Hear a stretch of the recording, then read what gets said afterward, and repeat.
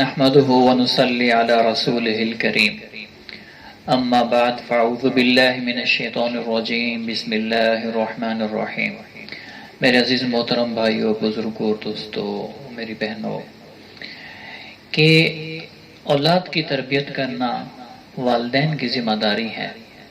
اگر والدین اولاد کی تربیت کرتے ہیں تو وہ بچے لوگوں کے لیے راحت کا ذریعہ بنتے ہیں۔ جو والدین اپنے بچوں کو حسن اخلاق سکھاتے ہیں اور اللہ کا تعارف سکھاتے ہیں، اللہ سے ڈرنا سکھاتے ہیں، اللہ کا قرب اور معرفت سکھاتے ہیں، نماز کی تنقید کرتے ہیں اور اسی طرح نیک اعمال کا ان کو کہتے ہیں، تو یہ بچے بڑے ہو کر لوگوں کے لیے راحت کا، خیر کا، خوشی کا ذریعہ بنتے ہیں۔ دو والدین تھے، آپس میں مذاکرہ کر رہے تھے، سوچ بچار کر رہے تھے، یہ ہمارا بیٹا ہے تو یہ کس طرح اچھا انسان بن جائے اور اللہ سے ڈرنے والا اور اللہ کے قرب کا ذریعہ بن جائے، اللہ کی وحدانیت اس کے دل میں آ جائے۔ تو آپس میں بیٹھ کے مشورہ کر رہے تھے تو والدہ نے کہا اپنے شوہر سے کہ ہم ایسا کریں گے، جب یہ صبح مدرسہ جاتا ہے تو جب یہ آئے گا تو مجھ سے پوچھے گا روٹی کا، تو میں کہوں کہ اللہ سے مانگو۔ تو دونوں آپس میں مشورہ کیا، انہوں نے کہا ٹھیک ہے۔ تو بچہ جب مدرسے گیا تو جب واپس آیا کہا امی مجھے بھوک لگی ہے، مجھے کھانا دے۔ تو امی نے کہا ہمارا رازق تو اللہ ہے، وہ آپ کے ابو کو بھی وہی کھانا دیتا ہے، مجھے بھی وہی کھانا دیتا ہے، ساری دنیا کو وہ وہی کھانا دیتا ہے، سارے حیوانوں کو، درندوں کو، چرندوں کو، پرندوں کو، کیڑے مکوڑوں کو، انسان کو، جنوں کو، سب کو وہی رزق دیتا ہے، وہی کھانا دیتا ہے، تم اللہ سے مانگو۔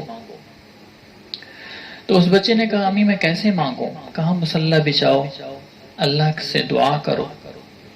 بچے نے مصلی بچھایا، اپنے پیارے پیارے معصوم ہاتھوں سے دعا مانگی، اے اللہ مجھے کھانا دو، مجھے بھوک لگی ہے، میں مدرسے سے ابھی آیا ہوں، مجھے بہت بھوک لگی ہے۔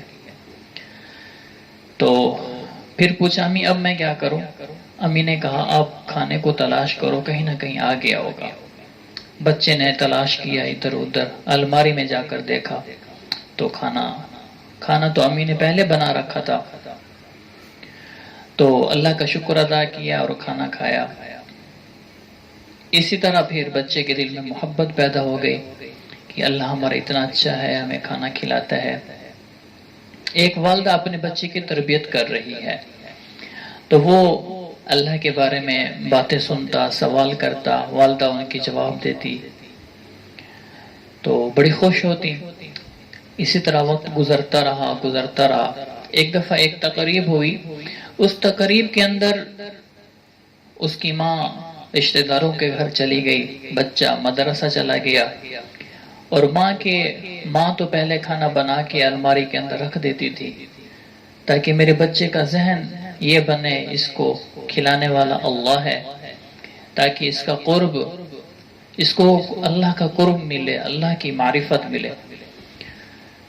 جب ماں تقریب میں گئی پھر اس کو خیال آیا، لیٹ ہو گئی، اوہو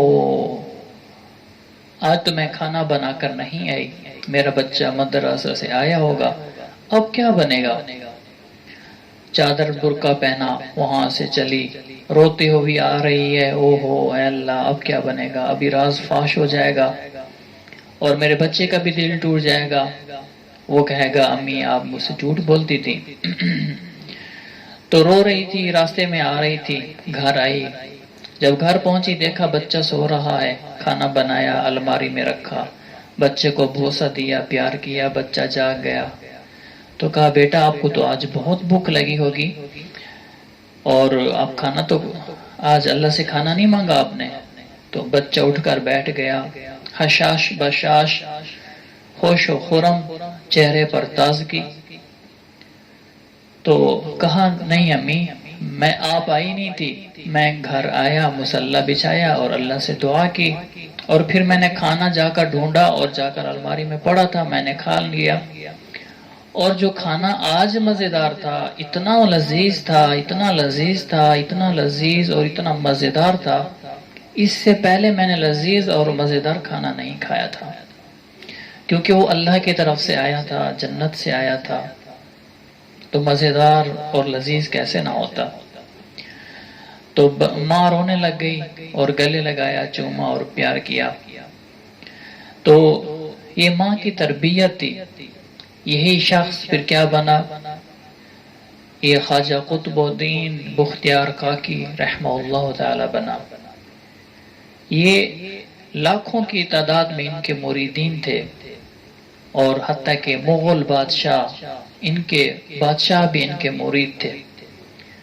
تو ہم بھی اپنے بچوں کی ایسی تربیت کریں۔ پہلی بات کہ بچوں کو سکھائیں، بیٹا کبھی جھوٹ نہیں بولنا، بیٹا کبھی جھوٹ نہیں بولنا، بیٹا کبھی جھوٹ نہیں بولنا۔ آج بچوں کو اس پر کوئی تنقید نہیں کرتا کہ بچے جھوٹ بول رہے ہیں، تو ماں باپ کو فکر ہی نہیں ہوتی۔ تو اولاد کی تربیت میں سب سے پہلے جھوٹ کو ختم کریں۔ دوسری بات کہ غیبت نہ کرنی ہے نہ سننی ہے۔ اپنے بچوں سے کہیں کہ کسی کی بھی غیبت نہیں کرنی، کسی کی غیبت سننی بھی نہیں ہے، اور بڑوں کے ساتھ چھوٹوں کے ساتھ ادب سے پیش آنا ہے۔ اللہ پاک ہمیں دین پر چلنے کی توفیق عطا فرمائے، اپنی اولاد کی اچھی تربیت کرنے کی توفیق عطا فرمائے۔